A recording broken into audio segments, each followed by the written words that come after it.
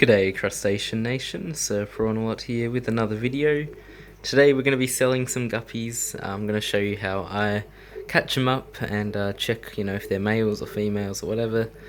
And yeah, just show you my little process. So I use this big breeder box here. It just hangs onto the side of the tank.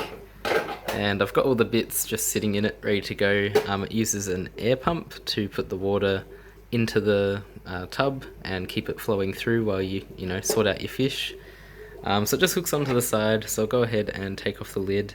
I do have to move the light as well, which is kind of annoying because then you can't see as well, but it all works and it gets it done. The person is buying 10 guppies today, and I'm just going to give them a mix of females and males, and none of the really fancy panda guppies go into that category.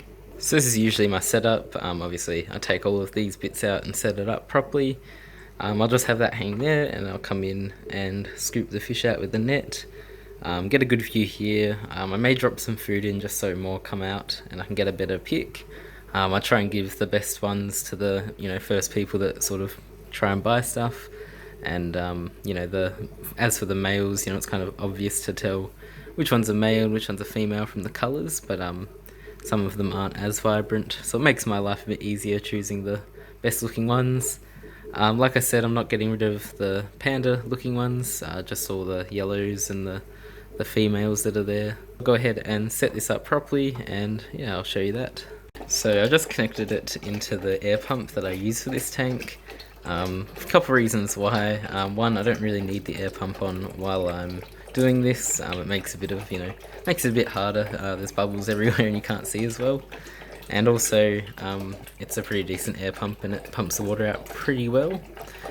So usually I'll just scoop out some water while this is going as well to fill it up a bit quicker. And then I'll start trying to catch up some fish.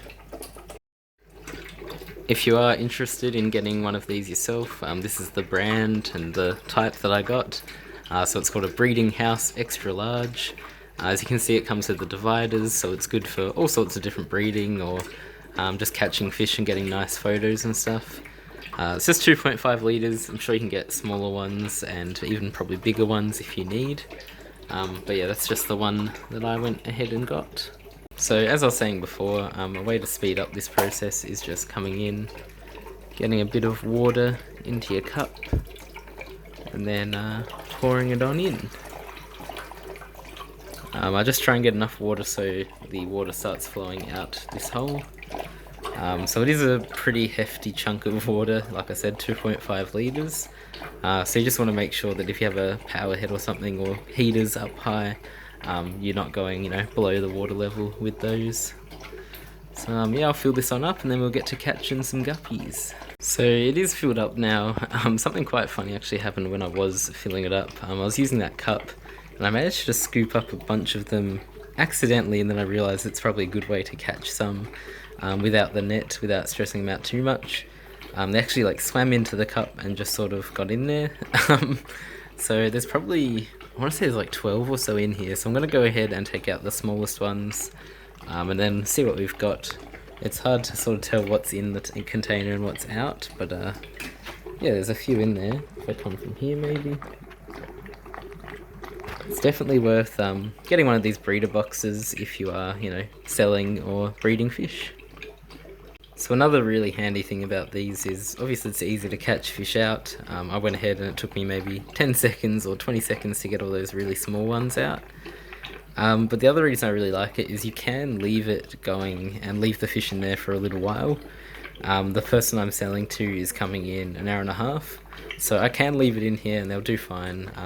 It's got aeration up the top with a little bit of water flowing through. It is getting fresh water, and there's not heaps in here, so it is really handy that you can just sort of not have to stress about when you're going to bag up your fish or how long has it been in the bag for. You can just let it sit here until you need to bag it up and sell it. So I'm going to go ahead and get the right amount of fish. Struggling to count at the moment. I think there's 8 in there, so I just need to catch up 2 more. They're about even with the males and females, so I'll just get another male and another female. So I've got my 10 in here. I did remove some of the smaller ones. because they were a tad too small for my liking to be selling. There's a pretty even mix. I think it might be 4 females, 6 males, but you know, it's hard to evenly get it perfect, and yeah, it's not. I said on my ad that it wasn't going to be, you know, 50-50. It was just going to be relatively even, which, you know, 50-50 would be even in this case. I could be wrong though. They may be 5 females. I'm not sure. They move too much. But there's definitely 10 fish, and there is a mix of males and females, and that's what the person wanted. So that's what it looks like. You know, without this breeding box, it'd be a bit of a pain just putting it into the bag. I am yet to sell any shrimp with the breeder box, but it would work really well for shrimp as well.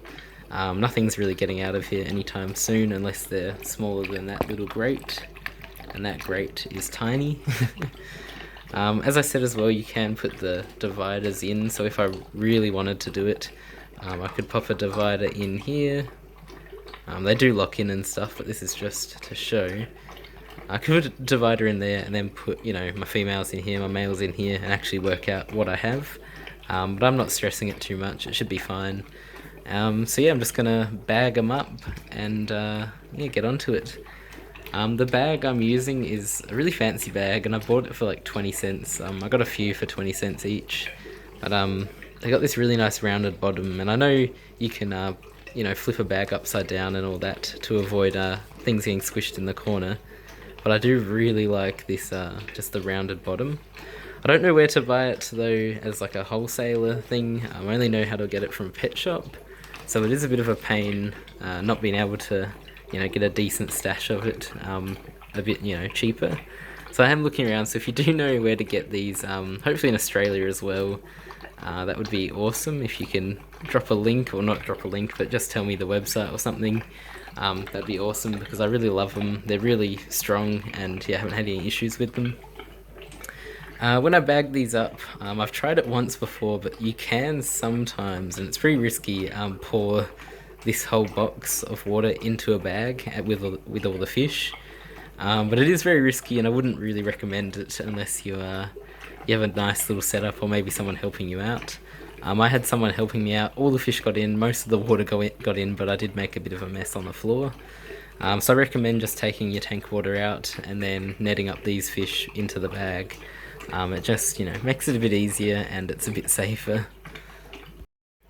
Another little hot tip, if you're anything like me and you have duckweed in your tank, just try and avoid getting any duckweed in with your fish when they go into the bag. A lot of people, you know, fight duckweed, and, you know, they might finally get rid of it, and then if you give them some water and they don't notice the duckweed, and duckweed gets into their tank or something, that could really suck for them. So just be mindful of what other things are coming along with your fish, and make sure, you know, there's no little bits of duckweed especially. So there we have them all bagged up. Just gotta wait and tie up the top. I just use a bit of a tie and then rubber band it usually. But that's about it for the video. I've put that away. I'll probably leave it out to dry elsewhere for the moment. And yeah, I'm just gonna do a bit of a water change and top up the water. As you can see, that filter is now back on, and the fish are doing well.